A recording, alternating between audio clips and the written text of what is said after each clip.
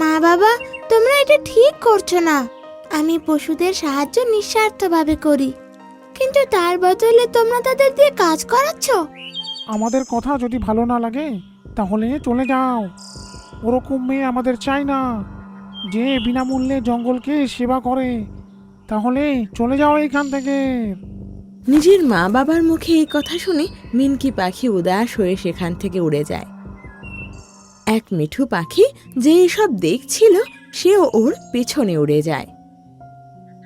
এক শিকারী জঙ্গলে বসেছিল আর ওর সামনে এক খাঁচা রাখা ছিল, আর মিনকি এসে নিজের থেকে সেই খাঁচায় বন্দী হয়ে যায়। আরে এ কি? শিকারী তক্ষুনি খাঁচার দরজা বন্ধ করে দেয়।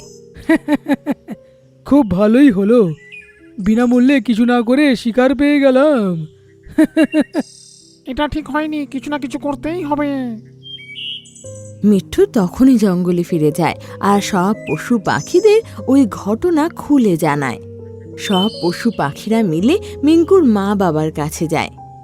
সবাইকে বাঁচিয়ে থাকা মিঙ্কু পাখি আজ নিজেই জঙ্গল ছেড়ে চলে এত বড় বিপদে ফেসে গেছে।